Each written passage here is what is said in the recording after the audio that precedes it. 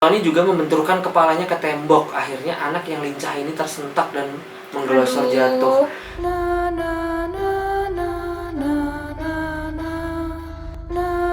Halo guys, selamat datang di Fanatik, fakta unik dan menarik. Segmen terbaru kita yang isinya kita akan mengupas tuntas dan membahas hal-hal yang menarik di luar sana, berita-berita atau fakta-fakta atau misteri-misteri yang sudah terjadi dan akan kita bahas di segmen kita kali ini. Betul, dan kali ini temanya apa nih sayang? Kali ini kita mau ngebahas tema yang cukup relate sama kita karena kita itu adalah orang tua baru, orang tua muda bisa dibilang. Kita tertarik untuk membahas tentang kekerasan terhadap anak gitu. Kejadian-kejadian yang sudah pernah terjadi dan apa sih yang nanti bisa kita ambil dari kejadian-kejadian itu. Oke, jadi kita akan mulai aja. Pembahasannya akan dipandu oleh storyteller handle kita. Yang nanti akan sering menceritakan dongeng-dongeng kepada Aaron. Terus kamu sini ngapain? Juga ini bantu-bantu. Oke, let's go, mulai. Jadi, faktor kekerasan pada anak itu pasti banyak banget faktornya sayang. Yeah. Bisa jadi karena stres dari orang tuanya ataupun dari anaknya. Kalau orang tua pasti banyak banget juga faktornya, bisa dari ekonomi mereka. Betul. Atau Di PHK atau mungkin pengalaman masa lalunya dengan orang tuanya, dengan lingkungan ada primernya. trauma-trauma tertentu. Bener, Gitu. itu pasti banyak banget faktor-faktornya yang membuat orang tua yang akan kita sebutin nanti atau orang-orang yang akan nanti kita sebutin nanti melakukan hal tersebut. Gitu. Jadi ada siapa aja nih? Oke, langsung aja kita buka pembahasan pertama. Di sini ada ini kayaknya kalau anak-anak angkatanku nih pasti tahu nama ini. Tapi kalau kamu tahu nggak ya angkatan kamu? Kalau angkatanku kayaknya pasti tahu karena apa? Dulu ada filmnya dan ini dulu ada filmnya. filmnya? Iya, ada filmnya dan filmnya itu booming banget zaman itu di TV. Gitu. Jadi nama pertama adalah Ari Hanggara. Ari Hanggara lahir di Bogor, Jawa Barat pada 21 Desember 1977 dan meninggal di Jakarta pada 8 November 1984. Umur berapa tuh berarti? 7 tahun.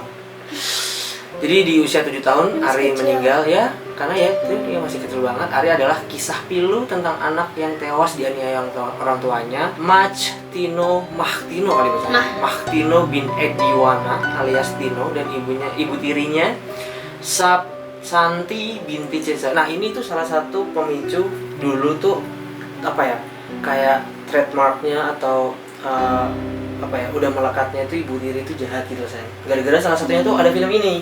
Ibu tiri hanya itu.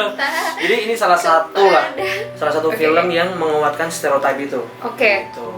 Nah, oleh teman-teman sekelasnya, Ari dikenal sebagai anak yang lincah, lucu, kadang bandel, dan senang bercanda. Sedangkan di mata gurunya, Ari dikenal sebagai anak yang rajin dan pandai. Nilainya untuk pelajaran matematika 8,5. Wow. Namun bagi Tino dan Santi, kenakalan Ari sudah melewati batas. Penyiksaan terhadap anak yang periang ini terjadi mulai 3 November 1984. Ketika Ari dituduh Tino dan Santi mencuri uang 1.500. Tapi waktu itu tahun 1977 1.500 150.000 kali ya? berapa ya? Mungkin sekitar segitu kali ya. Ari menjerit kesakitan ketika dihujani pukulan oleh kedua orang tuanya karena tak mau mengaku. Kekejaman Tino dan Santi terus berlanjut dan mencapai puncaknya pada Rabu 7 November 1984. Ari kembali dituduh mencuri uang Rp8.000. Bocah yang mengaku tidak mencuri ini kembali dianiaya. Santi dengan gemas menampari Ari yang berdiri ketakutan. Karena sang anak ini masih juga tak mengaku, Tino mengangkat sapu dan memukuli seluruh tubuh bocah itu. Suara tangis kesakitan Ari pada pukul 10:30 malam sayup-sayup didengar tetangganya. Setelah sang ibu tiri, giliran Tony datang dan memukuli Ari yang sudah sangat lemah itu. Berdiri terus di situ, perintah sang ayah. Oh, ayah nyuruh berdiri terus di situ. Jadi gitu, ayah sayang. Kandungnya itu juga mukulin loh sayang, nggak cuma ibu tirinya doang. Pasti ya dia Allah. nadanya lebih tinggi sayang. Coba. Berdiri terus di situ. Iya pak. Aku Iya. berdiri terus di situ. Takut. Terus jarum jam menunjukkan pukul 1 pagi dini hari. Ketika Tony bangun dan menengok Ari, ia menjumpai bocah itu sudah tidak berdiri lagi dan tengah duduk.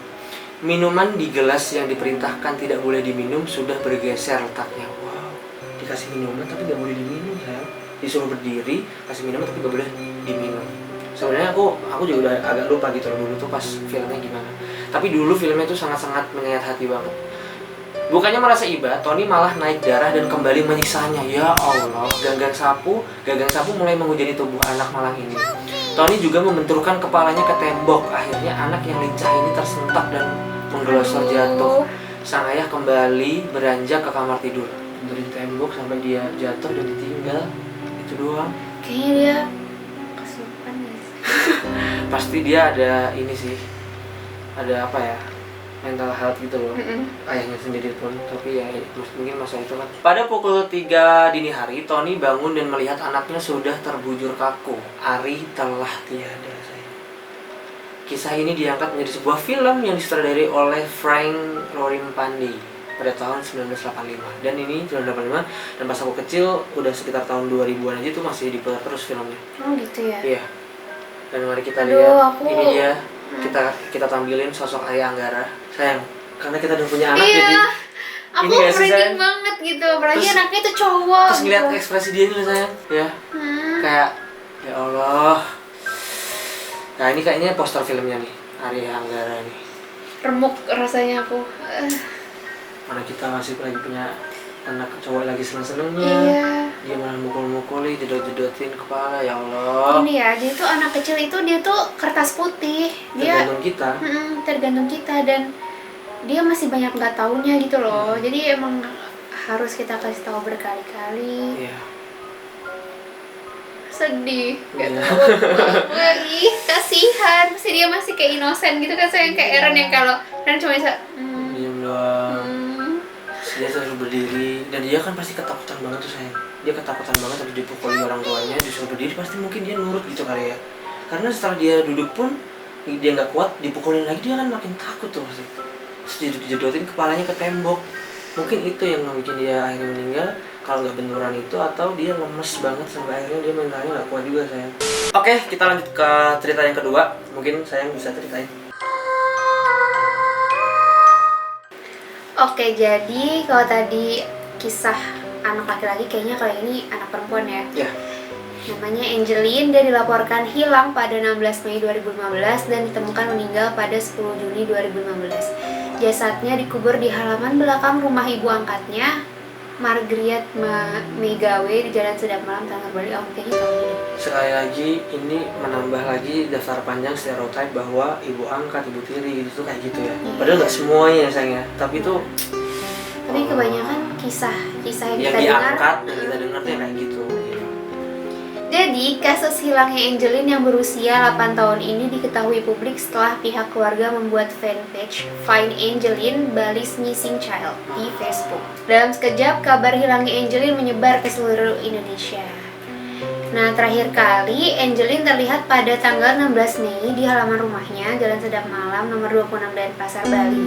Setelah itu, pihak keluarga mengumumkan hilangnya Angeline lewat media sosial. Poster-poster bergambar Angeline juga disebar sampai pelosok Bali dengan tujuan berharap Angeline segera ditemukan. 3 hari setelah Angeline hilang, pihak keluarga baru melaporkan kasus ini ke Polsek Denpasar Timur. Kemudian dilakukan pencarian Angeline besar-besaran. Tak hanya di Bali, pencarian diperluas hingga Banyuwangi dan NTB. Polisi juga menggeledah rumah tinggal Angeline. Pada penyelidikan awal tidak ada titik terang. Polisi sempat kesulitan mengusut kasus ini karena keluarga sempat menghalang-halangi. Publik saat itu sempat menaruh curiga dengan ibu tirinya, Telly Margaret, sebab sang ibu terkesan menutup-nutupi kasus hilangnya Angeline. Bahkan Menteri Pemberdayaan Aparatur Negara dan Reformasi Birokrasi Yudi Krisnandi dan Menteri Pemberdayaan Perempuan dan Perlindungan Anak Yohana Susana Yembise saat berkunjung ke rumah Angeline ditolak dan diusir. Dari sinilah kecurigaan muncul. Menteri Yohana berang karena tak diperkenankan masuk ke rumah Angeline.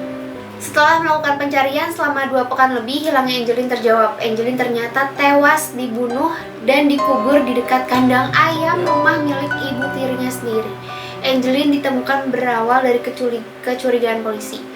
Ada gundukan tanah di bawah kandang ayam dekat pohon pisang. Kemudian polisi membongkar gundukan tanah tersebut. Ya Allah. Dalam hitungan jam, polisi akhirnya dapat membongkar kasus ini. Sementara pelaku utama dalam tewasnya Angeline adalah satpam di rumah Margaret. Satpam Agustinus Tai, atau dikenal dengan panggilan Agus. Secara sadis, Agus menghabisi Angelin dengan cara mencekik. Astagfirullahaladzim. Angelin diketahui juga mengalami astagfirullahaladzim pelecehan seksual. Dari hasil autopsi jenazah bocah yang bernama asli Angelin itu ditemukan banyak luka lebam di sekujur tubuhnya. Luka bekas sundutan rokok dan jeratan tali juga ditemukan di leher bocah Angelin. Semasa hidupnya di kalangan guru-guru di SD 12 Kesiman Sanur, Angelin dikenal sebagai sosok yang pendiam dan jarang bergaul dengan teman-temannya. Putu Sri Wijayanti, wali kelas 2B, menjelaskan bahwa Angelin memiliki kepribadian tertutup dan terkadang tidak mengikuti pelajaran tepat waktu karena sering terlambat datang ke kelas. Dan ini kita kasih lihat penampakannya Angelin. Fotonya Angelin. Aku kalau ngeliat foto anak kecil yang nggak tahu apa-apa gini itu makin gitu, makin sedih ya sayang. Disundut rokok, aku kebayangnya tuh ya Allah pas dia mengalami penyiksaannya itu loh, iya, dia takut apa? Bener. Dari tadi aku baca juga aku kayak mencoba membayangkan kejadiannya gitu. Kasian banget. Oh ya Allah, nah, surga buat kamu. Iya, amin amin. Oke, sekarang ada kasus ketiga, yaitu Yuyun, remaja SMP berusia 14 tahun. Ini berarti udah agak gede lah, 14 tahun itu terus kelas 1 setelah SMP kayak. Berusia 14 tahun menjadi korban pemerkosaan sekaligus pembunuhan oleh 14 pelaku secara sadis. Ya Allah. Sabtu 2 April 2016, sekitar pukul 1:30 siang, warga desa Kasih Kasubun, Kecamatan Padang Ulak Tanding, Kabupaten Rajang Lebong, Bengkulu, panjang juga namanya, tersebut baru pulang dari sekolah. Ia pulang dengan membawa alas meja dan bendera merah putih untuk dicuci sebagai persiapan upacara bendera Senin. Dalam perjalanan menuju rumah sejauh 1,5 km itu, dia melewati kebun karet milik warga. Yuyun tak sengaja berpapasan dengan 14 orang yang kemudian melecehkan dirinya secara seksual kemudian membunuhnya. Dia jalan kaki sendiri lewat kebun karet, sepi gitu kali ya. Ya Allah, kok kamu ke apes banget sih nak ketemu 14 orang itu. Para pelaku yang melihat Yuyun langsung mencegat dan menyekap Yuyun. Kepala Yuyun dipukuli kayu, kaki dan tangannya diikat, leher dicekik, kemudian dicabuli secara bergiliran. Astagfirullahaladzim, ini udah kayak iblis hewan. Iblis ini. Para pelaku lalu mengikat dan membuang tubuh korban ke jurang sedalam 5 meter dan menutupinya dengan dedaunan dalam kondisi telanjang. Hasil visum menyebutkan Yuyun sudah meninggal saat pelecehan seksual berlangsung. Sayang pas dia digituin tuh loh. Ya Allah. Yang dia iniin, yang aduh. Pada Senin 4 April pukul 1 siang, mayat korban ditemukan oleh DA, 45 tahun, dalam kondisi telanjang, tertutup daun pakis. Posisi badan melungkup dan menelungkup dan tangan terikat tali dari atas hingga ke bawah paha. Ya Allah. Saat ditemukan terdapat lebam bekas pukulan pada muka dan tanda kekerasan pada bagian kemaluan korban. Pada 19 April 2016, Polres Rejang Lebong menggelar rekonstruksi pemerkosaan sekaligus pembunuhan sebanyak 65 adegan rekonstruksi. Perjalanan kasus Yuyun berlanjut di pengadilan. Berdasarkan umur, persidangan dibagi menjadi 2 gelombang. Persidangan gelombang pertama menghadirkan 7 terdakwa anak kemeja hijau. Jadi ada 7 tersangka itu masih anak-anak, masih anak-anak. Dari 14 itu. Dari 14 itu, kebayang nggak sih? Ya Allah, jangan-jangan ini teman sekolahnya dia. Kalau sampai teman sekolahnya dia gila sih. Kayaknya pasti iya deh, atau teman komplek. Dalam persidangan yang berlangsung pada 10 Mei 2016, majelis hakim yang diketahui Henny Farida itu menjatuhkan vonis pidana penjara selama 10 tahun kepada 7 terdakwa kasus kejahatan seksual itu. Mereka juga dijatuhi hukuman tambahan atau subsidiar berupa pembinaan sosial selama 6 bulan. Memperkosa orang rame-rame, ngebunuh, dihukum 10 tahun. Itu dibebas. Masih kecil lagi dia. Setelah 45 hari berlalu, JA 13 tahun, salah seorang buron, akhirnya menyerahkan diri dengan ditemani keluarga dan pemuka kampung. Majelis Hakim Pengadilan Negeri Rejang Lebong menghukumnya dengan rehabilitasi sosial selama 1 tahun. Ya Allah. Ya Allah. Jadi salah satu tersangka masih 13 tahun sayang. 13 tahun kalau nggak salah ya, correct me if I'm wrong. kelas 6 SD. Iya ya. Iya dong. 14 kelas 1, 15 kelas 2, 16 kelas 3. Gitu. Skip. 13 tahun tuh kalau kelas 6 SD, kelas 1 SMP lah. Antara itulah. Udah punya kepikiran itu kayaknya. Aku kelas 1 SMP aja masih main lereng, masih ini juga. Nah, jadi para pelaku-pelaku ini, 14 orang ini tuh sebelum ketemu Yuyun, mereka itu habis mabuk-mabukan dan mereka habis nonton video porno. Jadi mungkin udah mereka mabok, mereka habis nonton gitu, terus mereka nafsu, ada orang lewat. Apes banget Yuyun. Ya Allah. 5 orang terdakwa kategori dewasa terdiri dari Sukat namanya 19 tahun, Bobby 20 tahun, Faisai Edo 19 tahun, Zainal alias Bos 23 tahun, dan Tommy Wijaya 19 tahun. Masih anak-anak bocah semua sebenarnya ini. Didakwa dengan pasal berlapis melakukan pelanggaran pasal 79 huruf C, pasal 80 ayat 3 dan pasal 81 ayat 2 Undang-Undang Nomor 35 Tahun 2014 tentang Perlindungan Anak dan pelanggaran pasal 340 KUHP. Mereka diancam setinggi-tingginya hukuman mati dan atau hukuman seumur hidup atau kurungan selama 20 tahun penjara dan denda sebesar 2 miliar rupiah. Sedangkan terdakwa kategori anak hanya didakwa dengan pelanggaran Undang-Undang Nomor 35 Tahun 2014. Dan ini adalah foto dari Yuyun dan ini para tersangkanya. Sumpah dengernya kayak ngiris hati banget. Dan ini benar-benar jadi pelajaran buat kita semua atau buat orang tua di luar sana. Gimana cara kalian mendidik mereka, kayak mungkin internet kan luas banget ya, kayak tadi dia jadi nonton video porno gitu, mungkin kita harus lebih strict lagi supaya gimana caranya nggak ketonton gitu loh sama anak di bawah umur. Jadi supaya apa ya, nggak terjadi hal-hal yang kayak tadi. Itu kan gimana sih, harusnya tuh dia belum nonton itu dan nggak mabuk-mabukan juga. Jadi gini, mungkin kalau orang tua tuh kebanyakan supaya anaknya nggak melakukan sesuatu, mereka menghilangkan aksesnya, kayak contohnya nggak dikasih HP, nggak dikasih internet, gitu kan. Tapi sebaiknya tuh kasih pengertian aja. Jangan disita-sita gitu, karena kalau kalian ambil aksesnya, mereka kan pasti menemukan 1001 cara untuk mencari akses lain dari hal-hal yang udah disita orang tua itu.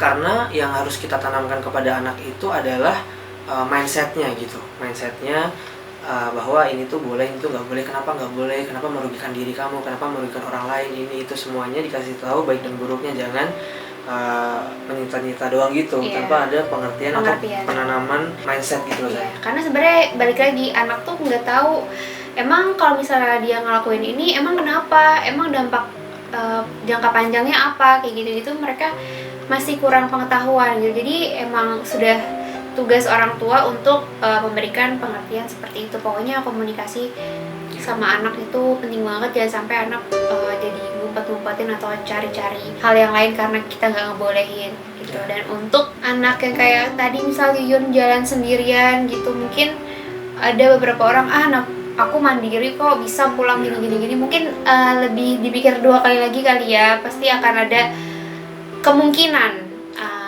kejahatan tuh akan terjadi. Jadi lebih baik kita cegah daripada kita menyesali. Benar, lebih baik kitanya yang ribet dikit, jemput gitu misalnya, daripada terjadi hal yang tidak kita inginkan. Jadi gitu aja kali ya segmen pertama. Jadi gitu aja kali ya episode pertama dari Fanatik ini, program terbaru kita. Kalau kalian pengen kita ngebahas apa atau hal-hal yang seru yang kalian pengen kita bahas atau kita ulik, kita riset, kalian bisa komen aja di bawah ya sayang ya. Jadi kita akan bikin dan kita akan bawain di episode berikutnya gitu. Semoga kalian dapat sesuatu dari video kali ini, dan maaf kalau misalnya agak serius kali ini karena emang dari kasusnya pun kayaknya kalau kita bercandain juga nggak akan mungkin bisa. Ini sesuatu yang menyayat hati banget. Jadi semoga kita bisa ambil pelajaran dari sini. Oke? Sampai ketemu lagi di video Fanatik berikutnya. Jangan lupa subscribe channel Suara dan subscribe channel Adinda Merah. Follow juga semua sosial media kita. Oke? Sampai ketemu. Bye. Assalamualaikum.